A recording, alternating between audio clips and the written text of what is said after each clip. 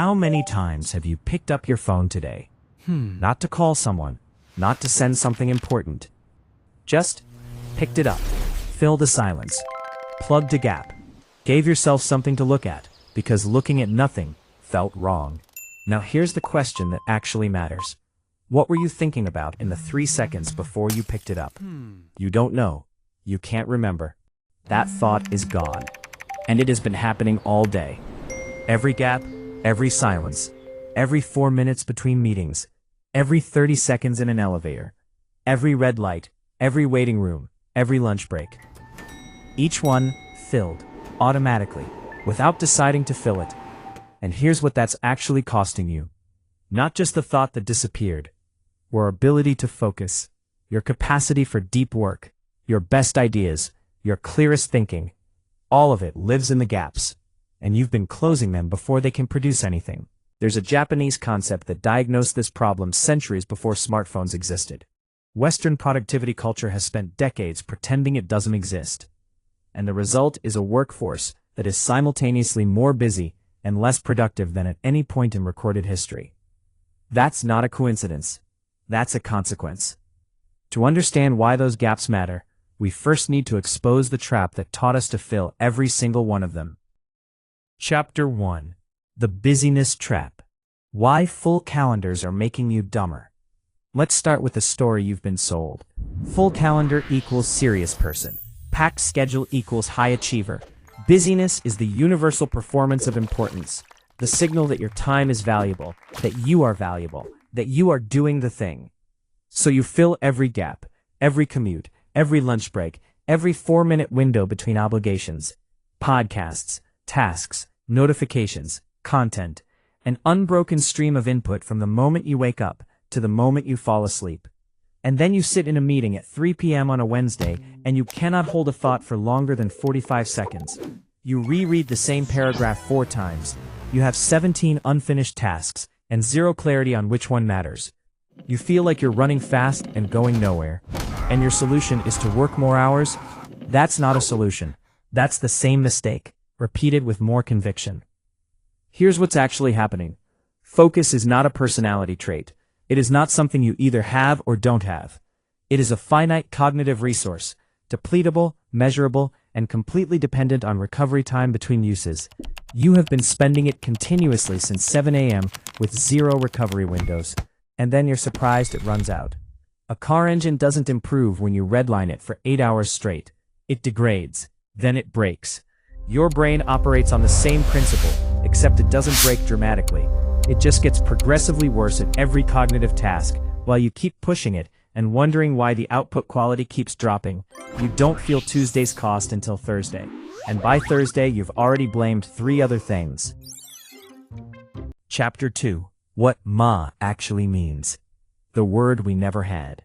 There's a Japanese concept called ma. It doesn't have a clean English translation. That is not a linguistic accident. It is a cultural one. Ma is negative space, the deliberate gap, the intentional pause. It is the silence between musical notes that gives the notes definition, the empty space in a room that gives the furniture context. Remove it, and you don't get more music, more furniture, more meaning. You get noise, clutter, nothing landing. In Japanese architecture, an empty corridor is not an unfinished corridor. It is a corridor that has been deliberately cleared because the space itself is functional.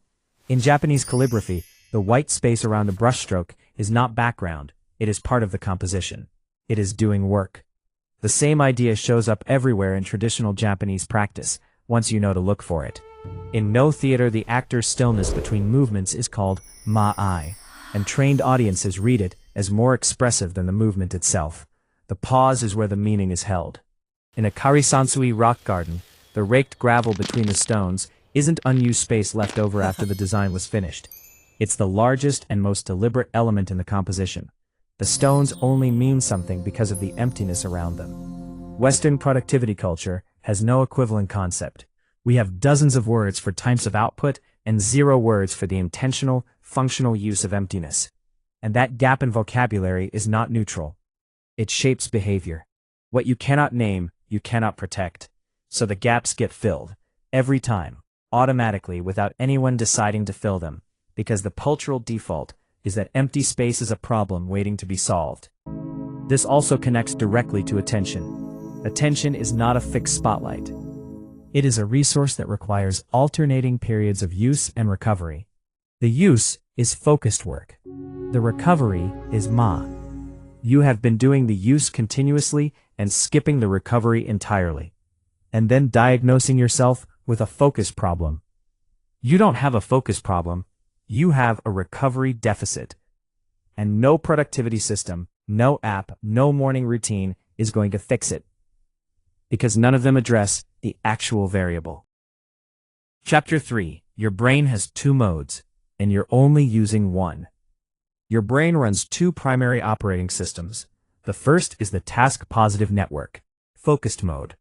It activates when you are doing something, writing, calculating, following a conversation, solving a problem. This is the mode productivity culture is obsessed with, the one you are trying to stay in as long as possible. The second is the default mode network. It becomes most active when your mind isn't focused on an external task, during quiet wakefulness, mind wandering, and internally directed thought. For years, neuroscientists assumed the default mode network was the brain idling, downtime, the system running in the background while nothing important happened. They were wrong, and the correction matters. The default mode network is where memory consolidation happens, where things you learned earlier get properly filed so you can actually retrieve and use them later. It is where your brain connects ideas across domains, processes emotional information, simulates future scenarios, and generates solutions to problems that focused work couldn't crack.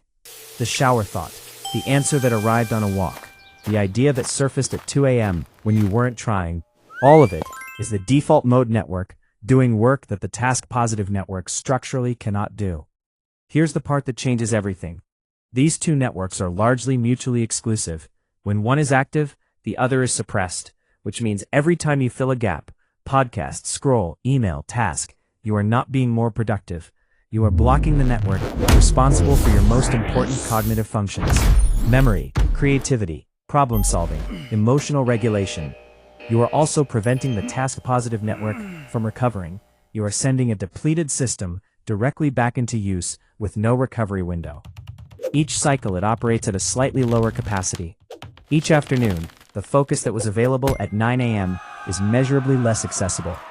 Research by USC's Mary Helen Imerdino-Yang and colleagues found that default mode activation during rest is directly linked to long-term planning, moral reasoning, and self-awareness. These are not soft skills. They are the cognitive functions that determine the quality of your most important decisions. You are switching them off to check notifications. That is the trade you're making every single day. Chapter 4. The attention economy wants your gaps, and it's winning.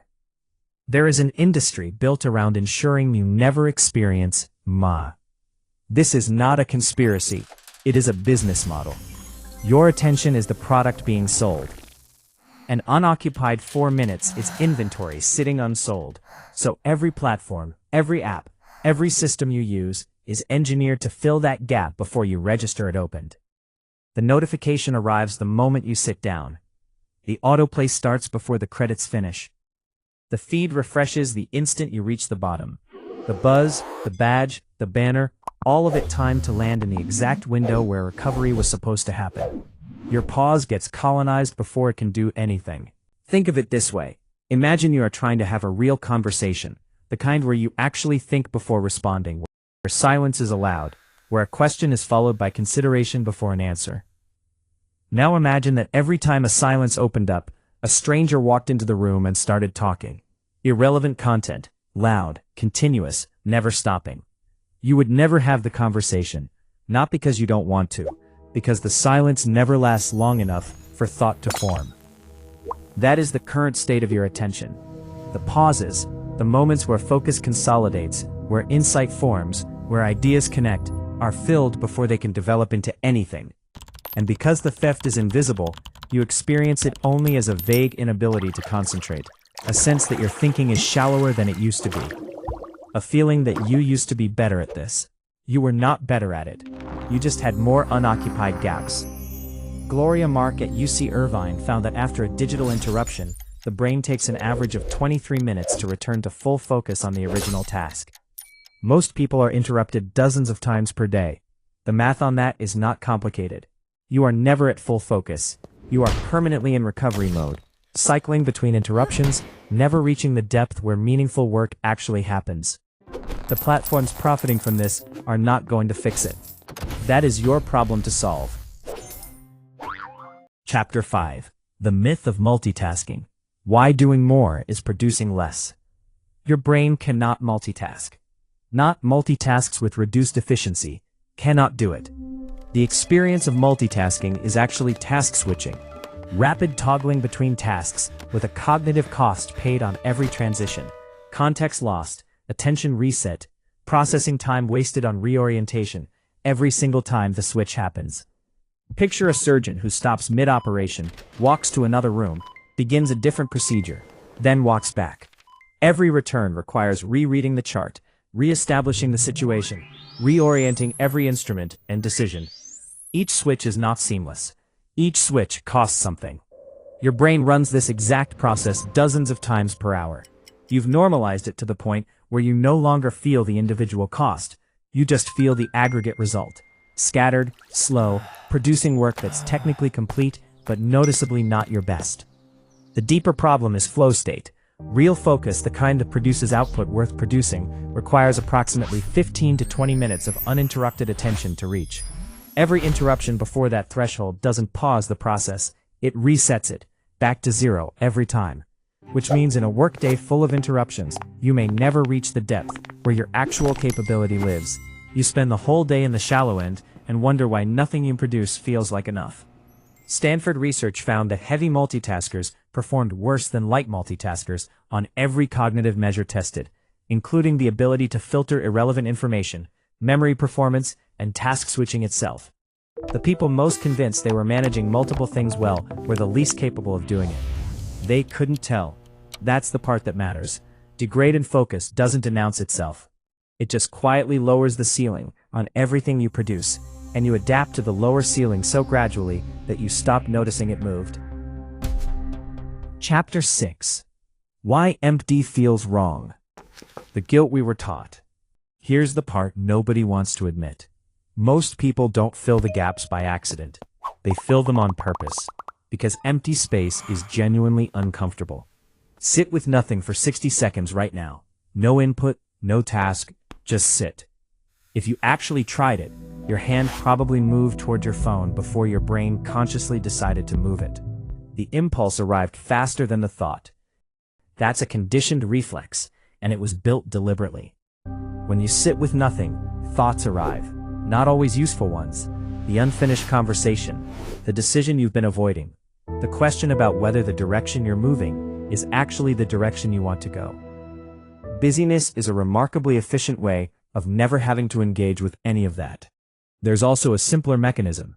After months or years of continuous input, your baseline has recalibrated. Silence no longer feels neutral. It feels like absence, like a dropped signal, like something that needs to be fixed immediately. That discomfort is not a personality trait. It is withdrawal, where attention has been conditioned to expect constant stimulation, and in the absence of it, it registers an error.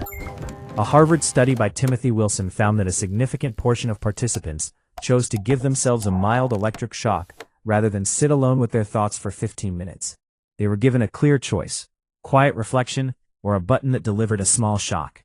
They chose the shock. Not because it felt good, because the silence felt worse. That is where your attention currently lives. That is the baseline you are working from. We have been taught that stillness is laziness, that rest is a reward earned after output, not a condition required for it, that empty time is time being wasted on nothing. And because we believe that, the gaps close, every time, and the focus degrades, every day. And the work gets worse, and nobody connects the cause to the effect, because they're 6 hours apart, and there's always something else to blame. Ma is not a wellness concept. It is a corrective mechanism for an attention system that has been systematically degraded by a culture that profits from keeping it that way. Chapter 7. The cost you're not calculating. What constant busyness actually takes. You're tracking the wrong numbers.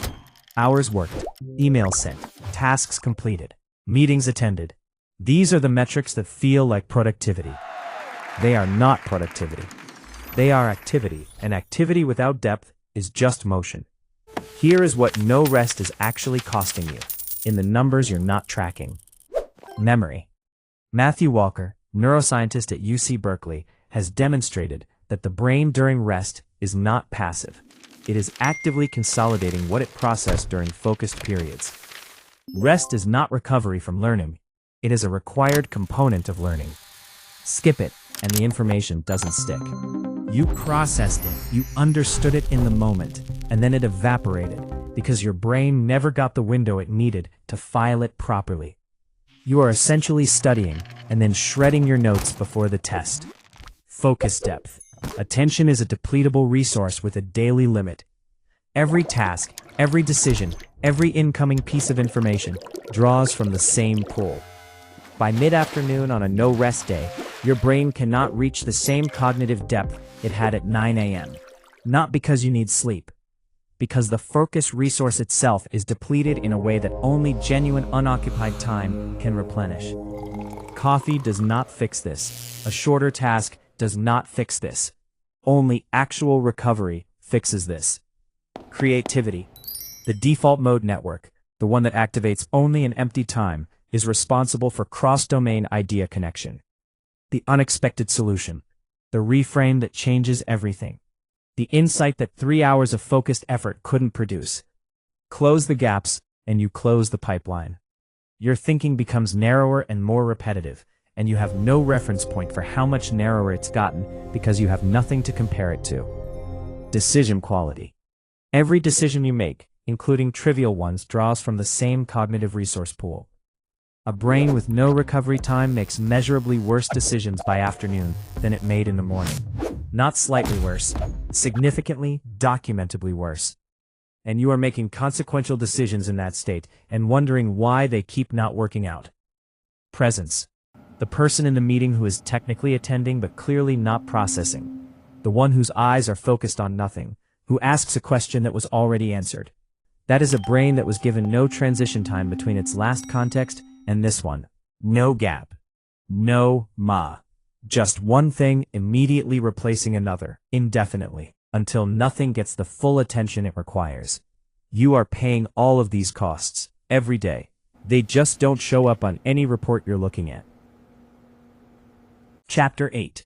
The Solutions. 5 frameworks to actually practice. Understanding this does not fix it. That needs to be stated clearly. Intelligent people read about cognitive depletion and default mode networks, and then immediately open their phone in the next available gap, because insight about a behavioral pattern and actual change in that pattern are 2 entirely different things requiring 2 entirely different mechanisms. So here are 5 frameworks: concrete, specific, implementable today, not philosophies, not suggestions, structural changes to how your time is organized. Solution 1. The transition gap. Between every meeting, every task, every context switch, build a gap, a real one. Not preparation time for the next thing. Not a window to check messages, empty time. 3 minutes minimum, 5 if the calendar allows. Think of your attention as a whiteboard. If you write directly over existing content without erasing, nothing on the board is legible. The board has to be cleared before it can be written on again. Your brain is the whiteboard. The transition gap is the only eraser that works.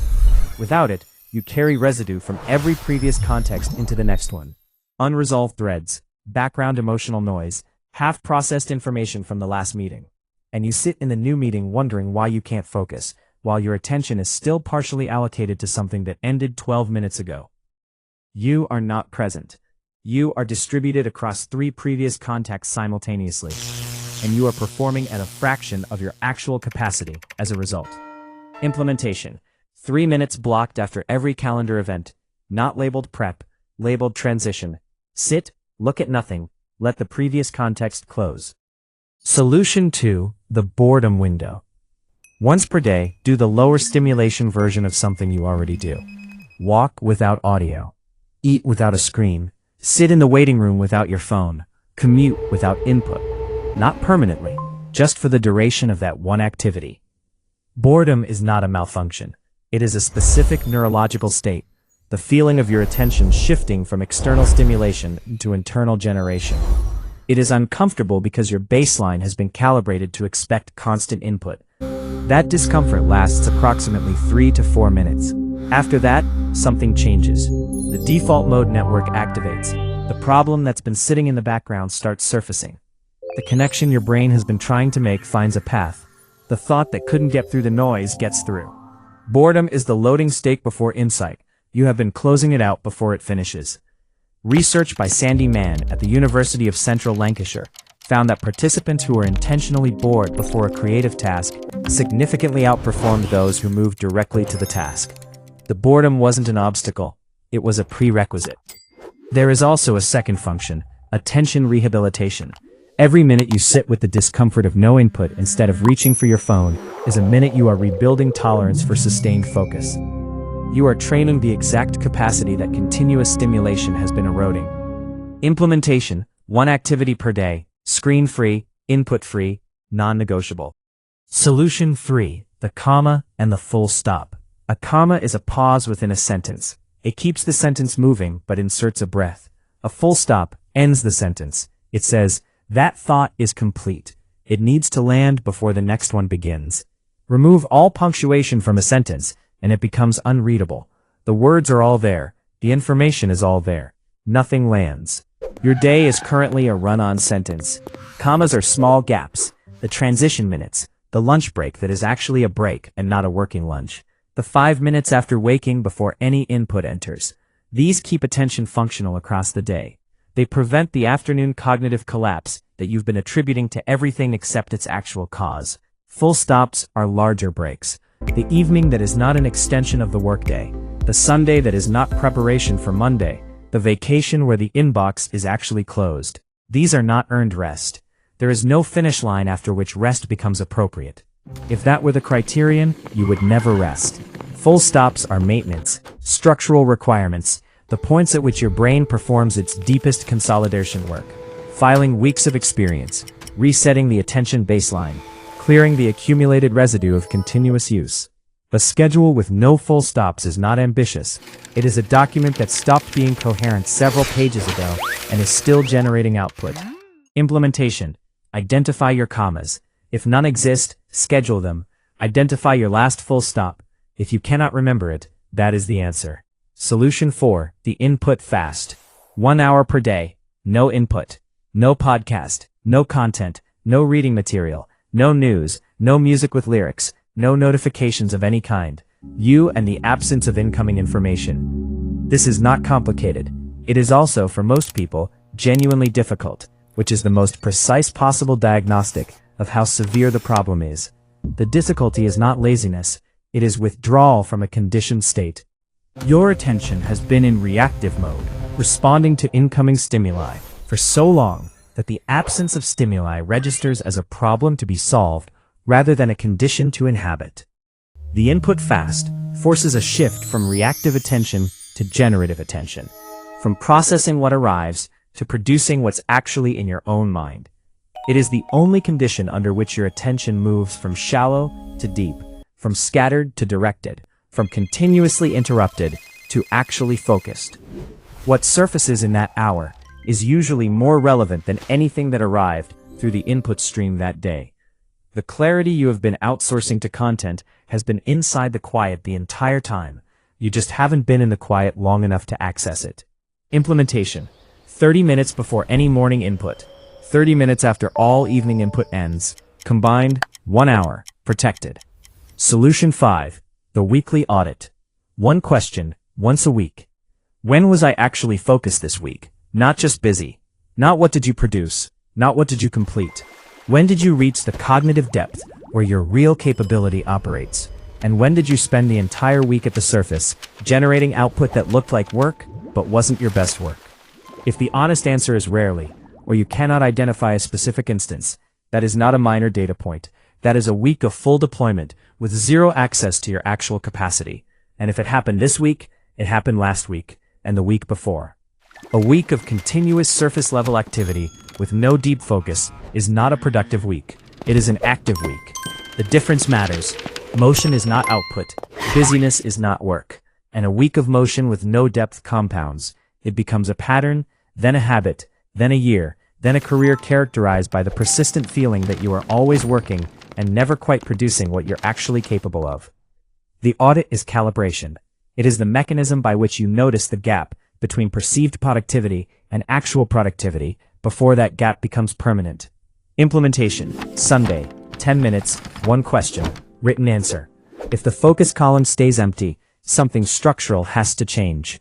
And now you know it, specifically, instead of feeling it vaguely. Chapter 9. The Reframe. Empty is not the opposite of productive. It is productive. Here is the actual reframe, stated plainly, without decoration. You have been treating rest as the absence of work. You have been treating empty time as time that isn't doing anything. Both of those are wrong. Rest is not the absence of work. It is a different category of work, invisible, internal, and responsible for the quality of everything the visible work produces. The default mode network running during a quiet walk is not your brain taking a break from thinking. It is your brain doing the thinking that focused work structurally cannot do. Empty time is not doing nothing. It is doing the consolidation, the connection, the recovery, and the reset that make the next period of focused work actually functional. Remove it, and the focused work degrades, continuously, measurably, in ways you adapt to so gradually that you stop noticing the ceiling has dropped. The pause in music is not silence.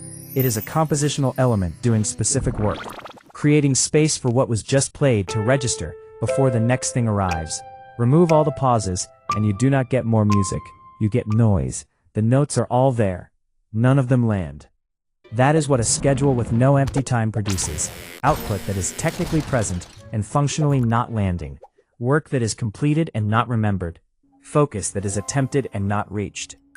The people producing the highest quality work you have observed are not the ones working the most hours. They are the ones who have figured out, through intention or accident, that focus is a resource with a recovery requirement, that attention has an architecture that needs empty space to function, and that the gap is not where productivity ends. The gap is where the next period of productivity comes from. You picked up your phone today instead of sitting in the gap. The question is whether you start doing it one fewer time per day, and then one fewer time after that, until the gaps start doing what they were always capable of doing. Conclusion. The last chapter. You still don't know what you were thinking about before you picked up your phone this morning. That thought is gone. That connection your brain was starting to make dissolved before it could form into anything. It happened again at lunch, and in the elevator, and in the 4 minutes between your last 2 meetings. You don't have a focus problem, you have a gap problem.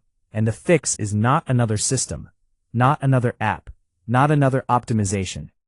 It's leaving the gaps alone. That's it. That's the whole thing. If this changed how you're thinking about your time, like the video and subscribe. Thanks for watching.